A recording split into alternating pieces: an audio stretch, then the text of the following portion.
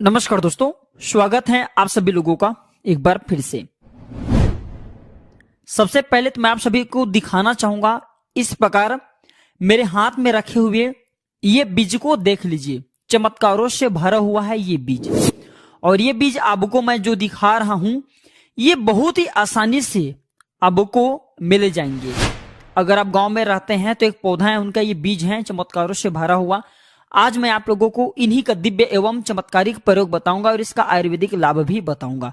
तो वीडियो को ध्यान से देखना, आज जरा से भी वीडियो को मिस मत करना, क्योंकि आज के जो जानकारी है बहुत ही सुंदर है। आज के जो वीडियो का विषय है बहुत ही सुंदर है। अगर आप जो है आज की वीडियो मिस कर देते हैं, कम से कम अपना 5 से 7 मिनट का बहुमूल्य समय नहीं देते, तो इसमें आपको ही नुकसान होगा। क्योंकि दर्शकों कोई भी जो जानकारी होती व्यर्थ नहीं जाती, अभी नहीं तो वह जानकारी आगे बाद में चल करके काम आता है।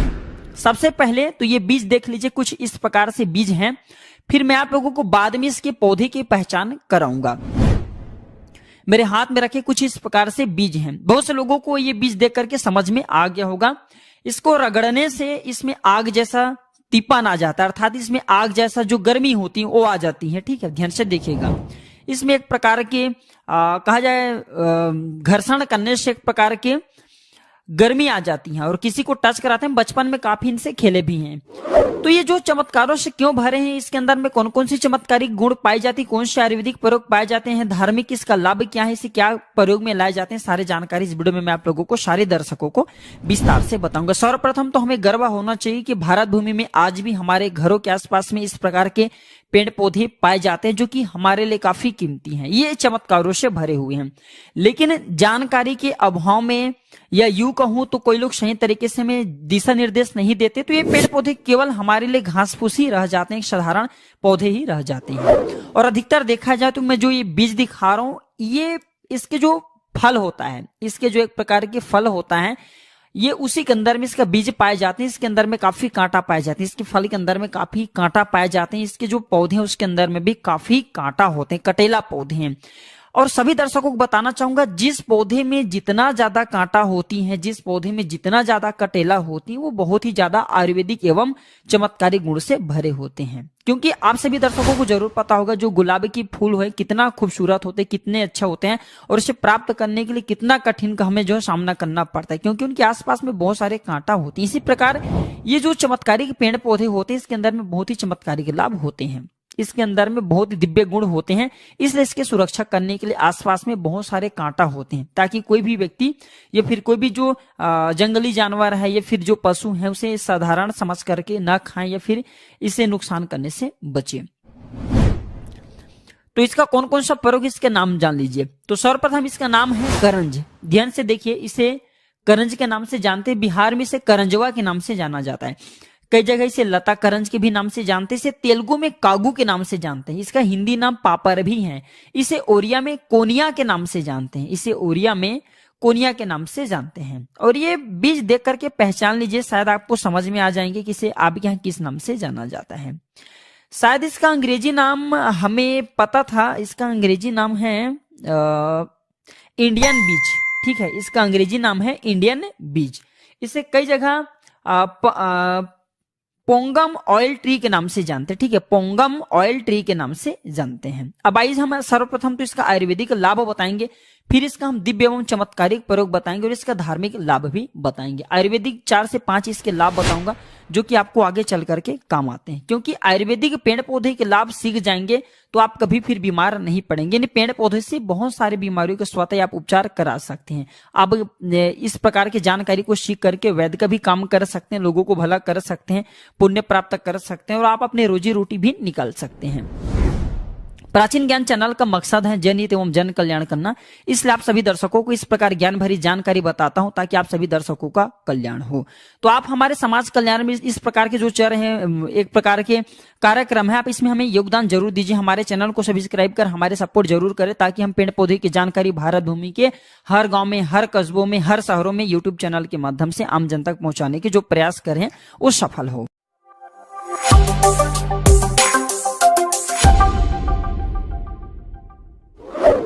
तो सर्वप्रथम इसका जो प्रयोग होता है गंजापन में। ठीक है, गंजापन में इसके जो बीज होता है, इसके बीज से निकला हुआ तेल, ठीक है, इसके बीज से निकला हुआ तेल से अगर गंजापन हिस्से में मालिश किया जाए तो आपके जो झड़े हुए बाल हैं वो पुनः धीरे धीरे उगना शुरू हो जाते हैं। इसमें समय लगता है, 4 से 5 महीने का समय लगता है, लेकिन पूरी तरीके से आपके जो झड़े हुए बाल हैं पुनः सर पे आ जाते हैं। क्योंकि आयुर्वेदिक दवा धीरे से काम करते हैं लेकिन 100% कम करते हैं। तो गंजापन दूर करने के लिए इसके जो बीज होता है, इसका दूसरा प्रयोग बता रहा हूं, इसके जो बीज होता है, सरसों का तेल होता है, दोनों को मिला करके भी मालिश करने से गंजे सर पर बाल आते हैं।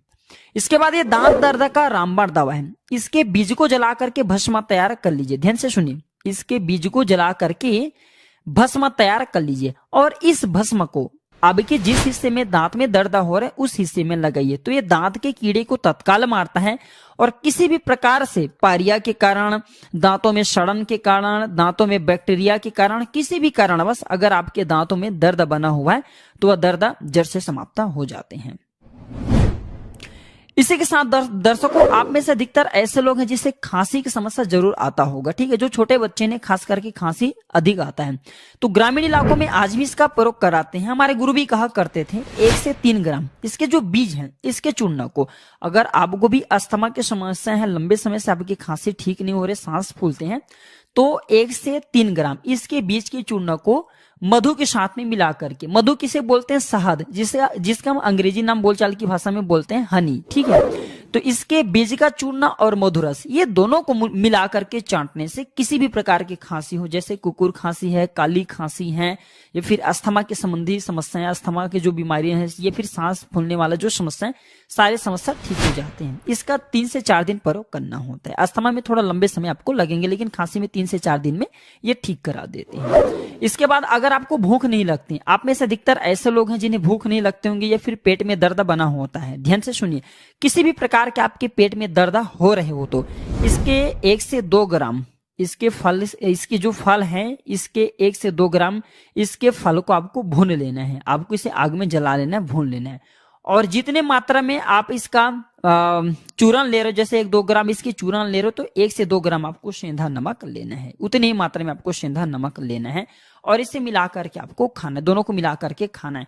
तो किसी भी प्रकार के आपके पेट में दर्द हो रहा है, जैसे कृमि के कारण पेट में दर्द हो रहा है, या फिर किसी भी समस्या के कारण आपके पेट में दर्द हो रहा है, गैस बनते हो, तो बिल्कुल ही आपके पेट में होने वाले दर्द समाप्त हो जाते हैं। तो ये थे इसके कुछ आयुर्वेदिक प्रयोग।